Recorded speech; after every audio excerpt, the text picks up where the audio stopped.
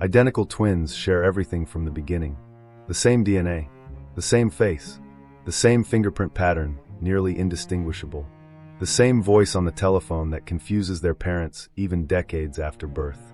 They move through the world as a kind of living echo, each one a proof of the other's existence. And in the justice system, that shared identity becomes something else entirely. In September 1997, identical twins Nathan and Aaron Cross were both present at a party in Cincinnati, Ohio, when a fight broke out and a 22-year-old man named Kevin Marsh was stabbed and killed. Both brothers fled the scene. Both denied involvement. Both looked exactly alike. One of them had committed the murder. The evidence strongly suggested it was one of the two. But the evidence could not determine which one. In a case where identity is everything and identical twins are the only suspects, the justice system faced a problem it was not designed to solve. It solved the problem by convicting the wrong twin. Nathan Cross spent 22 years in an Ohio state prison for a murder his twin brother Aaron had committed. Aaron spent those same 22 years living with what he had done, and what he had allowed to happen, until the weight of it finally became more than he could carry. This is a story about guilt, about the kind that belongs to the legal system, and the kind that belongs to a human conscience, and about which one, in the end, proved harder to survive. Nathan and Aaron Cross were 24 years old in September 1997.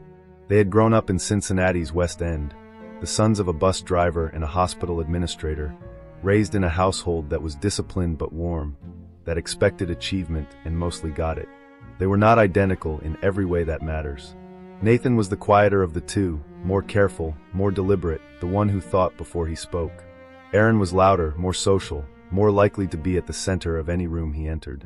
They had the same face, but they wore it differently, and the people who knew them well could always tell them apart within seconds. In September 1997, they were living together in a shared apartment, both working, both figuring out what their 20s were going to look like. Nathan worked at a warehouse. Aaron did odd jobs and spent more time than Nathan thought was wise with a group of men whose relationship to trouble was casual and long-standing. The party on the night of September 12th was one of those occasions when Nathan went because Aaron asked him to, and he agreed because they were brothers and brothers show up for each other. He did not know the host. He did not know most of the people there. He stayed for 2 hours, drank 2 beers, spoke to almost no one. Then a fight started.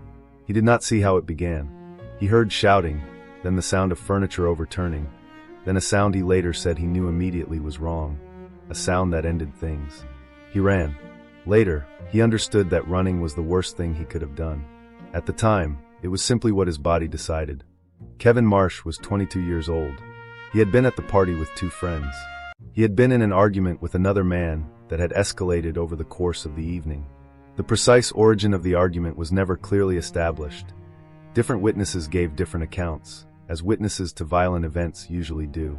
What was established was this: Kevin Marsh was stabbed once in the chest, with a kitchen knife that was later found in the backyard of the property. He died at the scene before the ambulance arrived. His 2 friends told police they had seen 2 black men of similar appearance near Kevin at the moment of the stabbing. They could not distinguish between them clearly. The fight had been chaotic, the lighting poor, the whole thing over in less than 30 seconds. The knife had no usable fingerprints. There was no DNA evidence linking either brother to the weapon. There were no other witnesses who had seen the stabbing itself clearly. What the detectives had were 2 identical-looking men who had both been present and had both fled. And in the days that followed, under separate questioning, the stories of Nathan and Aaron Cross began to diverge in ways that would have enormous consequences. Nathan Cross was interviewed first, 3 days after the murder. He told the truth as he knew it. He had been at the party, he had not been involved in the fight, he had run when things turned violent because he was frightened. Aaron Cross was interviewed separately the following day. He also said he had not been involved. But under pressure, under the specific pressure of a detective who told him that his brother had already said things that implicated Aaron, he began to add details. Small details, poorly chosen, that placed him further from the stabbing than he actually was. The detective's claim that Nathan had implicated Aaron was false. It was an interrogation technique. A legal one, as it happens. Police in the United States are permitted to lie to suspects during questioning. But the lie worked in an unexpected way. It made Aaron feel that Nathan had betrayed him, and in response to that feeling, Aaron constructed a version of events that inadvertently made Nathan sound more culpable. He said Nathan had been arguing with someone near where the fight started. He said Nathan had seemed angry that evening. He said, and this was the detail that the prosecution would later make most use of, that Nathan had said something on the way home that Aaron interpreted as an admission. Aaron said he thought Nathan had said, "It wasn't supposed to go that far." Nathan had said no such thing. Aaron would later say he didn't know why he had said it, that he had been frightened and trying to protect himself, not knowing that the words would become the keystone of a murder conviction. The trial of Nathan Cross took place in the spring of 1998. It was, by any objective assessment, a case built on almost nothing. There was no physical evidence linking Nathan to the knife. There was no DNA. The eyewitness accounts from Kevin Marsh's friends were honest about their limitations. They had seen two men who looked alike, in poor light, during a chaotic fight. They could not say which of the two had been closer to Kevin at the critical moment. What the prosecution had was Aaron's statement. The reported admission, "It wasn't supposed to go that far," attributed to Nathan by his own brother. And a theory, that Nathan, the quieter and more contained of the two, had been provoked into sudden violence by the argument that had been brewing all evening. The defense attorney made the obvious argument, that the eyewitness accounts were inconclusive, that the alleged admission was uncorroborated hearsay reported by a frightened man in a coercive interview, and that the prosecution had no physical evidence whatsoever. Nathan Cross took the stand. He denied every element of the prosecution's case. He was calm and clear. He said he had not stabbed Kevin Marsh. He said he had not said those words to his brother. He said the words attributed to him were false. Aaron Cross also testified. He sat in the witness box and he repeated, under oath, the version of events he had given the police. He said his brother had seemed angry that evening. He repeated the alleged admission. Later, Aaron would say that he had convinced himself by the time of the trial that his testimony was essentially accurate, that the fear and confusion of the interrogation had led him to embellish, but that the substance of what he said was true. He had spent 6 months constructing a version of events that placed the guilt on his brother rather than himself. By the time he walked into that courtroom, he almost believed it. Almost. The jury deliberated for 2 days. They found Nathan Cross guilty of murder in the second degree. He was sentenced to 25 years to life. He was 25 years old. He looked at his brother in the courtroom as they led him away. Aaron did not meet his eyes. Nathan Cross entered the Ohio State prison system in the summer of 1998 and did not leave it until 2020. He had time in those years to think about everything. About the party, about the sounds of the fight, about running. About his brother's face in the courtroom, looking anywhere but at him. About what that look had meant and what it had confirmed and what it implied for every year that stretched ahead of him. Because Nathan knew. He had known since the night of the party, in the car going home, when he had looked at Aaron and Aaron had looked back at him with an expression that contained everything. He had not said anything. He had told himself he didn't know for certain. He had told himself there were other possibilities. For the first years of his imprisonment, he had maintained this fiction with himself, because the alternative was a truth he could not afford to live inside. But the truth was there. It had always been there. His mother wrote to him every week. His father visited once a month. Aaron visited twice in 22 years. Once in the first year, when their conversation was brief and painfully careful, and once in 2008, when Aaron arrived looking older and thinner, and sat across the barrier, and said almost nothing for 40 minutes, and then left. Nathan filed appeals. They failed. He obtained new attorneys. They worked hard and found nothing strong enough to reopen the case, because the case had been built not on fabricated evidence, but on the testimony of his own brother, and Aaron had not recanted. He worked in the prison laundry for 11 years. He completed 2 degrees by correspondence. He kept himself physically fit with the discipline of a man who needed to feel some control over something. He was known among the prison staff as quiet, cooperative, and contained, a man who had absorbed a great injustice and refused to let it deform him entirely. He said later that the hardest part was not the imprisonment itself. The hardest part was knowing that the person who could end it was choosing not to. Aaron Cross did not have an easy 22 years either. He had not intended for Nathan to be convicted. He had not walked into that police interrogation room intending to destroy his brother's life. He had been frightened, and he had made a series of small self-protective decisions that had compounded into a catastrophe he had not foreseen and could not undo. He had tried at various points to tell himself that the jury had made their own decision, that he had not been the only factor, that the prosecution had built a case and the jury had decided. He had tried to believe that Nathan would be released on appeal, that the system would correct itself, that he would not need to do anything. None of these stories held for very long. He drank for a decade. He lost jobs. He lost relationships. He gained weight and then lost it again and looked, by his mid-40s, 10 years older than his identical twin who had spent those years in prison. In 2017, Aaron was diagnosed with severe depression. He began therapy. His therapist, over the course of 2 years, worked with him through what she described, in the notes that would later become part of the legal record, as one of the most complex guilt presentations she had encountered in 30 years of practice. In 2019, Aaron Cross told his therapist that he needed to confess to his brother's murder. His therapist asked him, "To whom?" He said, "To whoever needs to hear it." Aaron Cross walked into the Cincinnati Police Department on a Tuesday morning in March 2019 and asked to speak to a detective. He said he had information about a 22-year-old homicide. The detective who took his statement was initially skeptical. Cold case confessions from walk-ins are not uncommon and are frequently unreliable, the product of mental illness, attention-seeking, or misremembered guilt about unrelated matters. Aaron Cross sat in the interview room for 4 hours. He described the party on September 12, 1997, in detail that only someone who had been present could have known.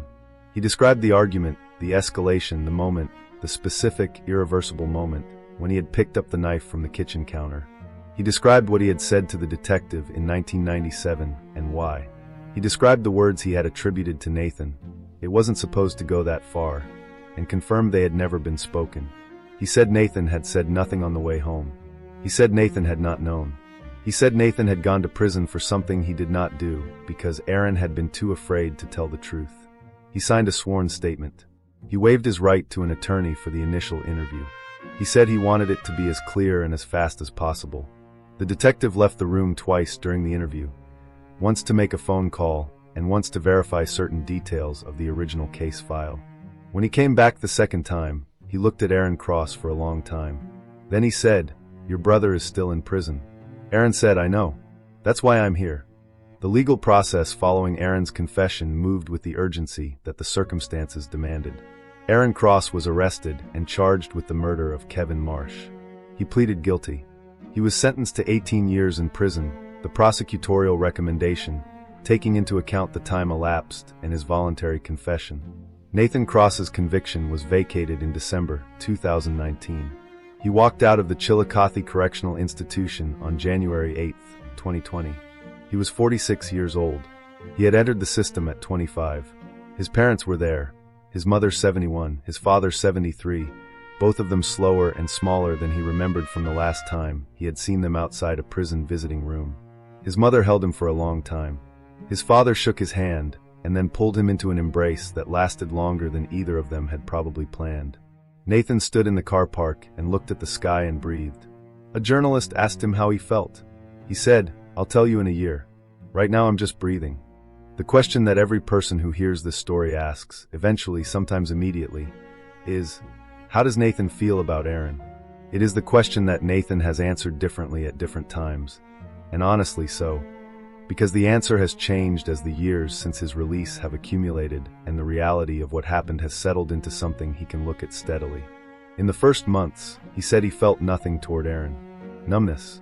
A blankness that stood in the place where an emotion would eventually grow. In the second year, he said he felt something like grief. Not for himself, he was careful to say this, but for the brothers they might have been. For the relationship that had been made impossible by what Aaron did and what he allowed and what he chose, over 22 years, not to undo. By the fourth year, Nathan said something that surprised many people. He said, "I understand what he did in that interrogation room. I don't forgive it. I'm not sure forgiveness is something I have available for this. But I understand it." He was 24 and frightened. The decision to compound one terrible thing with another terrible thing. That's a decision that's easier to make in a single moment of fear than it is to reverse over 22 years of consequences. He paused, and then he said, "The decision to come forward eventually, that was harder. That took more. I hate what he did, but I notice what it cost him to undo it." They have not spoken. Nathan has said he does not know if they will. Aaron Cross is serving his sentence at a medium security facility in Ohio. He will be eligible for parole in 2031. He has given several interviews from prison in which he has spoken about what he did and why, and what the years between the murder and the confession contained. The interviews are not comfortable to read. Nathan Cross received compensation from the state of Ohio under the wrongful imprisonment statute, $50,000 per year, amounting to $1.1 million for 22 years. The original lead detective on the 1997 case, the man who had lied to Aaron in the interrogation room about Nathan's statement, was still serving on the force at the time of Nathan's exoneration. He was not disciplined. The lie he had told was legal. Its consequences were not his legal responsibility. The prosecution that had built a murder case on a single piece of uncorroborated testimony from a frightened twin, with no physical evidence, no DNA, no reliable eyewitness account, had technically done nothing that the law prohibited. They had simply done something the law permitted that destroyed an innocent man's life. The legal system, once again, faced almost no consequences for what it had done. Nathan Cross is 50 years old. He lives in Columbus, Ohio, where he works as a paralegal at a small criminal defense firm. He was drawn to the work for reasons that should surprise no one. He is not married.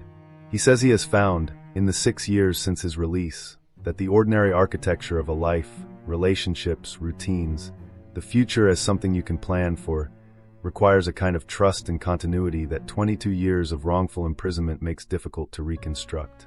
He is working on it. He says it is slow work. He runs a small mentoring program for young men in Columbus's West End, the neighborhood where he grew up. He says he does it because he understands what it is to be a young man making decisions that seem small at the time and are not. He does not talk about Aaron often in public. When he does, he is careful and precise, and he does not perform either bitterness or forgiveness for the audience. He simply describes what happened as accurately as he can, and leaves the moral assessment to whoever is listening. He was asked, in a recent interview, whether he considered himself a victim. He said, "I consider myself someone who survived something. Whether that's the same thing as being a victim, I'm honestly not sure. The word victim suggests the story is over. Mine isn't." Nathan and Aaron Cross are identical twins. They share everything from the beginning. They share a face. They share a history. They share the night of September 12th, 1997, in ways that neither of them will ever be entirely free of. The one who was there and ran, and the one who was there and stayed, and the knife, and Kevin Marsh, and everything that followed. What they do not share is what came after. 22 years of divergence, one inside, one outside, both carrying different versions of the same catastrophe. I think about this case differently from most wrongful conviction stories. In most of those stories, the injustice is clean, an innocent person, a broken system, a truth that was always there waiting to be found. In Nathan Cross's story, the injustice is messier. It involves a brother. It involves fear and self-preservation, and the compounding of one harm into another over 2 decades. It involves a man who eventually chose to do the right thing, very late, at great cost to himself. And the question of what we do with that. Whether it matters. Whether it changes anything. I think it matters. I think the fact that Aaron Cross walked into a police station and confessed, when he could have continued to say nothing for the rest of his life, is not nothing. It is not enough. But it is not nothing. Nathan Cross is alive and free. Kevin Marsh's family finally know the truth. These things are worth something, even if they cost too much to reach. The question I am left with is not about the brothers. It is about the system that placed a man in prison for 22 years on the basis of a single uncorroborated statement, without physical evidence, without DNA, without reliable eyewitness identification, and called that justice. How many other Nathan Crosses are there? Men convicted on testimony alone, with no physical anchor to the truth, waiting for someone to finally choose honesty over self-preservation? We do not know. That is the honest answer. We do not know. And that should frighten all of us.